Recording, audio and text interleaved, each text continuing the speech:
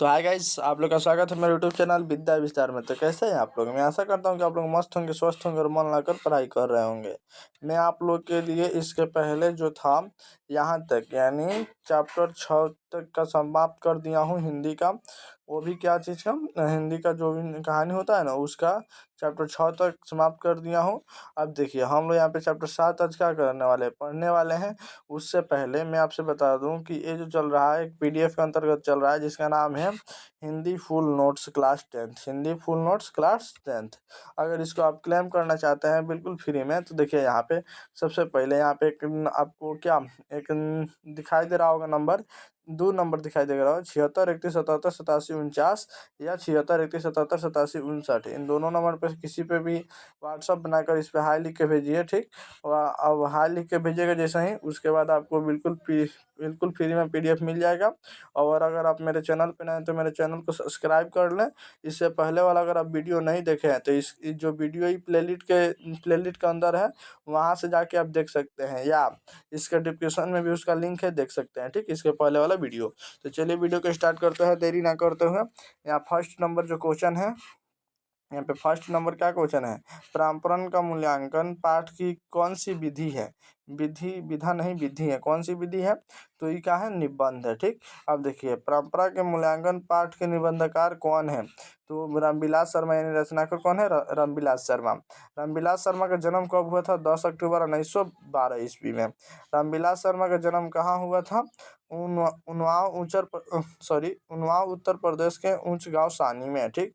उनका जन्म कहाँ हुआ था? उन्नाव उत्तर प्रदेश ऊंच गांव सानी में।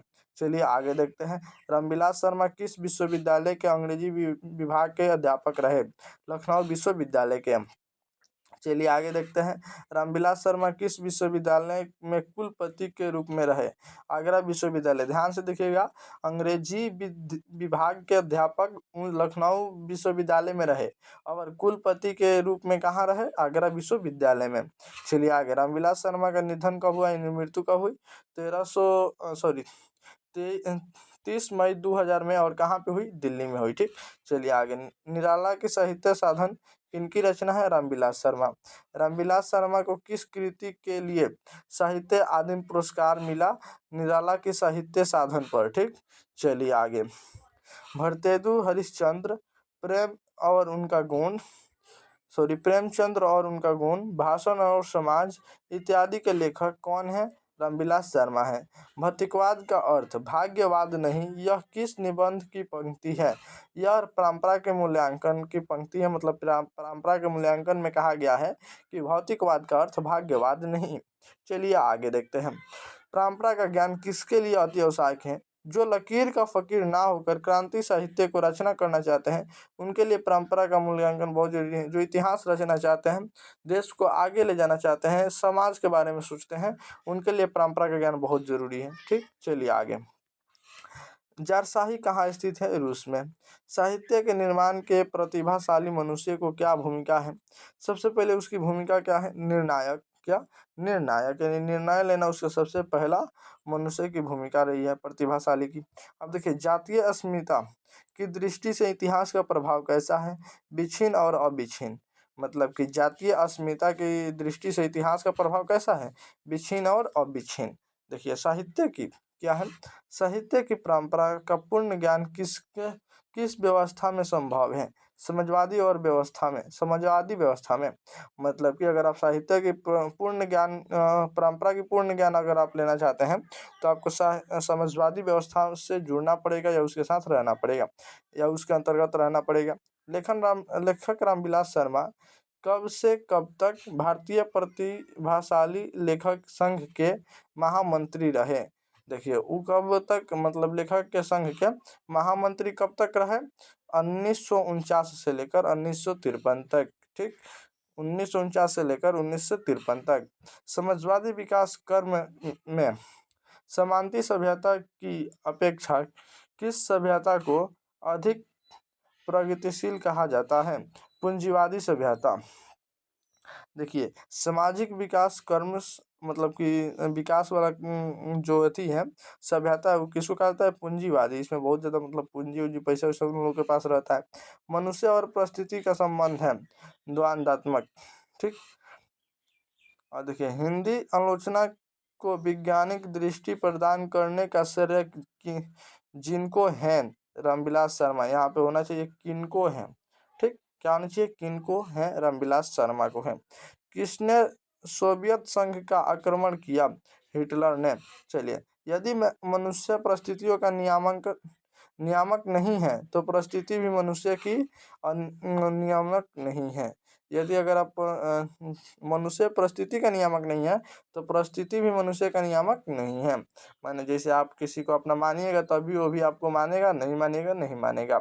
चलिए, सोवियत संघ के लोग हिटलर विरोधी सामग्री को क्या कहते हैं, महान राष्ट्रीय संग्राम। ठीक, देखिए, अस्मिता का अर्थ होता है पहचान। अस्मिता का अर्थ होता है पहचान। यहाँ पे देखिए आ चुका हूँ, जित जित में निरखित हूँ। क्या है, शस्त्रकार है। जित जित में निरखित हूँ। जित जित में निरखित हो पाठ की कौन सी विधा है, साक्षात्कार। देखिए, जित जित में निरखित हो पाठ के रचनाकार कौन है, पंडित बिरजू महाराज। ठीक, इनके ही बारे में इसमें चर्चा हुई है। पंडित बिरजू महाराज का जन्म हुआ कहाँ, कब हुआ था, 4 फरवरी 1938 में हुआ था। और कहाँ हुआ था, पंडित बिरजू महाराज का जन्म कहाँ हुआ था, लखनऊ में हुआ था। देखिए, पंडित बिरजू महाराज के कितने वर्ष के थे तो जब उनके पिताजी का देहांत हो गया, 9.5 साल। जब पंडित बिरजू महाराज 9.5 साल के थे तो उनके पिताजी का देहांत हो गया, मृत्यु हो गया। पंडित बिरजू महाराज के चाचा का क्या नाम था, शंभू महाराज। क्या, शंभू महाराज। पंडित बिरजू महाराज के गुरु कौन थे, उनके पिताजी थे। पंडित बिरजू महाराज अपना जल जल किसे मानते हैं, यहाँ पे जल, अपना जल नहीं, यहाँ पे गुरुआइन किसे मानते हैं, ये होना चाहिए। यहाँ पे लिखा गया अपना जल किसे मानते हैं, गुरुआइन किसे मानते हैं। यहाँ पे जल नहीं होना चाहिए, दूसरा कुछ होना चाहिए, अपने आमा को मानते हैं। ठीक, चलिए, गुरुवाइन हो सकता है। जब पंडित बिरजू महाराज को संगीत नाटक आदि पुरस्कार अवार्ड मिला तब उनकी आयु कितनी वर्ष थी, 27 वर्ष की थी। देखिए, पंडित बिरजू महाराज खुद को किसके सिख दर्द मानते थे, पिताजी के। पंडित बिरजू महाराज को किसने गांठ बांधा, उनके पिताजी, यानी जो नहीं होता है गुरु दक्षिणा में या कुछ देवे गांड बांधे ना तो कुछ रुपये दिए, मतलब सीधा सीधी गुरु अपने शिष्य को प्रिय शिष्य बनाए। देखिए, पंडित बिरजू महाराज किसके पर्याय माने जाते हैं, नृत्य के। पंडित बिरजू महाराज के नृत्य की शैली कैसी थी, कथक। पंडित बिरजू महाराज का जन्म लखनऊ से किस पीढ़ी में हुआ था, 7वीं पीढ़ी में हुआ था। चलिए, पंडित बिरजू महाराज कितनी बहनें थी, 3 बहनें थी। पंडित बिरजू महाराज की सबसे छोटी बहन उसमें कितने वर्ष की थी, 8 वर्ष की थी। पंडित बिरजू महाराज की सबसे बड़ी बहन की कितने वर्ष की थी, 15 वर्ष की थी। चलिए, आगे देखते हैं। अब देखिए, पंडित बिरजू महाराज को संगीत भारती लेकर कौन आए थे, भारत लेकर कौन आए थे, भारती लेकर कौन आए थे, अच्छा, संगीत भारती लेकर कौन आए थे, कपिल जी। कौन लेकर आए थे, कपिल जी। पंडित बिरजू महाराज के अंतिम बार अपने पिताजी के साथ कहाँ प्रोग्राम किया, मौनपुरी में। क्या, मौनपुरी में। अब देखिए, पंडित बिरजू महाराज किनके प्रोग्राम करके अपने पिताजी, सॉरी, कितने होना चाहिए, हाँ, ये कितने ही है, कितने प्रोग्राम करके अपने पिताजी की तेरहवीं कराई, 2 प्रोग्राम करके। पंडित बिरजू महाराज ने 2 प्रोग्राम करके कितने रुपए कमाए थे, 500 रुपये कमाए थे। ठीक, अब देखिए आगे, पंडित बिरजू महाराज किसे अपना सिख दर्द मानते हैं, सरस्वती को। क्या चीज, सरस्वती को। अब देखिए, पंडित बिरजू महाराज को तो तालीम किसने दी, बाबूजी ने। बिरजू महाराज किस शैली के नर्तक थे, कथक। उसके बाद पंडित बिरजू महाराज की ख्याति किस रूप में है, नर्तक के रूप में, नाचने वाले। शंभू महाराज बिरजू महाराज के कौन थे, चाचा थे। देखिए, शंभू महाराज जो थे ना, बिरजू महाराज के चाचा थे, याद रखिएगा, थोड़ा ध्यान से सुनिएगा। हलकारे का अर्थ होता है संदेशवाहक। हलकारे का अर्थ क्या होता है, संदेशवाहक होता है।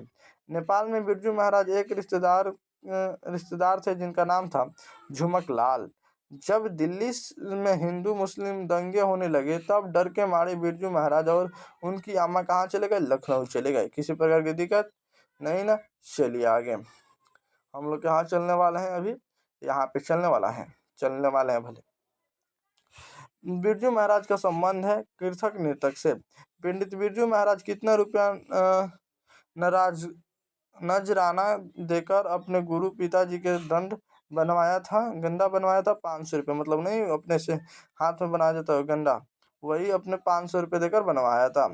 सिरदर्द का अर्थ होता है शिष्य, मतलब ये जो अभी नहीं बोल रहे थे कि मैं अपने पिताजी का खुद सिरदर्द हूँ, यानी अपने पिताजी का खुद शिष्य हूँ। चलिए अभिनय यहाँ पे हम लोग आ गए हैं अभिनय पे। लास्ट यहाँ पे चैप्टर पढ़ेंगे, उसके बाद फिर कल पढ़ेंगे।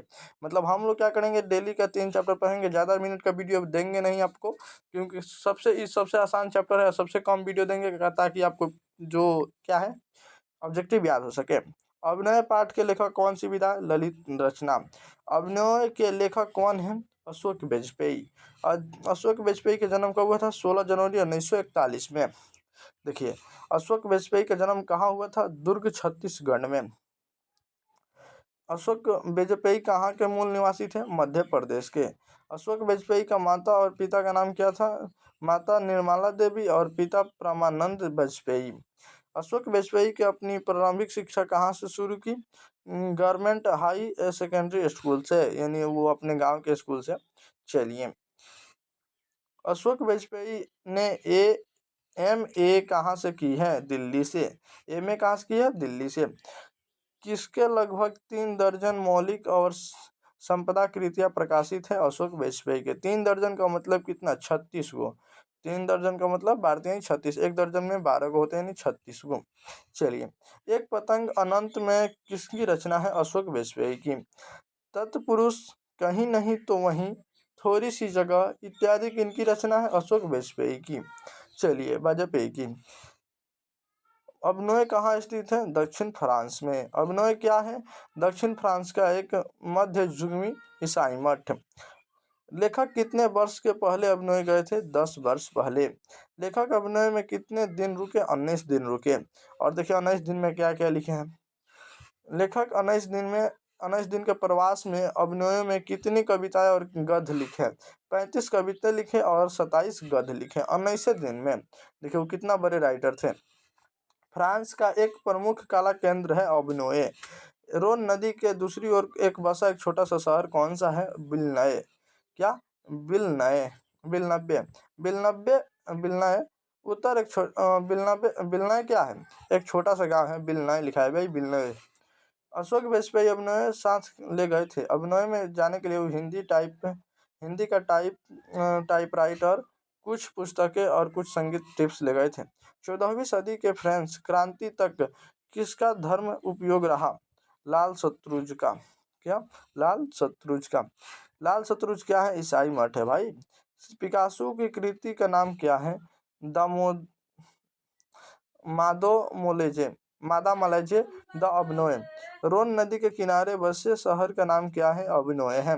प्रत्येक वर्ष अभिनय में किसका कैसा समारोह आयोजित किया जाता था, रंग समारोह। विलनब्बे और अभिनय के बीच कौन सी नदी है, रोन नदी। किसी प्रकार की दिक्कत नहीं ना। अभिनय क्या है, ईसाई मठ है, आप लोग जानते हैं। अभिनय में रहकर लगभग 30 संयुक्त कविताएं लिखने वाले यतीत यथावादी कवि हैं आंद्रे ब्रिता, रोनेसा और पाल एलुआर सभी। क्या इन मतलब तीनों का नाम दिया है, तीनों दे दिए हैं। इसका जो आंसर होगा आप ऑप्शन में देखिएगा, कहीं एक को दिया होगा तब। ठीक, चलिए आगे। अशोक वाजपेयी का ललित रचना है अभिनय। अशोक अभिनयो दक्षिण फ्रांस की रोन नदी के किनारे बसा है। कौन सा शहर है, पुराना शहर है। कैसा शहर है, पुराना शहर है। लेखक अभिनय किस लिए गए थे, रंग समारोह में भाग लेने के लिए। ठीक, यहाँ तक तो हो गया। अब देखिए थोड़ा सा और है, उसके बाद फिर कल वीडियो में पढ़ेंगे। ठीक, तो चलिए अगर आपको PDF चाहिए तो ले सकते हैं। यहाँ पे एक नंबर दिखाई दे रहा होगा, 76 31 77 87 49। आपको इस क्लास 10th का क्रैश कोर्स का ऑल PDF, क्या ऑल PDF आपको बिल्कुल फ्री में, क्रैश कोर्स सभी PDF बिल्कुल फ्री में मिलेगा। बैकग्राउंड आवाज़ पे ध्यान नहीं दीजिए, सॉरी उसके लिए, मैं क्योंकि घर पे हूँ। ठीक, चलिए। पीटर बुक का विवाद प्रस्त महाभारत पहले पहल कहाँ प्रस्तुत किया जाने वाला था, अभिनय में। लाल शत्रुज किसने बनवाया था, फ्रेंच शासकों ने। कार्थुसियन पर संप्रदाय का ईसाई मठ है, लाल शत्रुज। देखिए जारशाही कहाँ है, रूस में है, ये आप लोग पहले ही पढ़े हैं। अभिनय किस नदी पर स्थित, किस नदी पर स्थित है? रोन नदी पर। देखिए, अशोक वाजपेयी को नदी किनारे किनकी कविता याद आती है? विनोद कुमार शुक्ल की। विनोद कुमार शुक्ल की। अशोक वाजपेयी नदी की तुलना किससे करते हैं? कविता से। ठीक, अब चलिए आगे, इधर आइए थोड़ा सा। लास्ट क्वेश्चन, अशोक वाजपेयी को नदी के किनारे विनोद कुमार शुक्ल की कौन सी कविता याद आती है? नदी नदी चेहरे लोगों की। नदी चेहरे लोगों की। तो यहाँ तक हमारा आज का जो सफ़र रहा ख़त्म हुआ। और अगर आप मेरे चैनल पर नए तो मेरे चैनल को सब्सक्राइब कीजिए, वीडियो को लाइक कीजिए और शेयर भी कीजिए। ठीक, तो मिलते हैं नेक्स्ट वीडियो में, तब तक के लिए बाय। अगर आप लोग को PDF चाहिए तो अभी बोले ना, इस नंबर पर थोड़ा हाईलाइट कर दे रहा हूँ, इस नंबर पर अगर आपको चाहिए तो ले सकते हैं बिना किसी दिक्कत का। ठीक, तो चलिए मिलते हैं नेक्स्ट वीडियो में, तब तक के लिए bye. Thank you so much.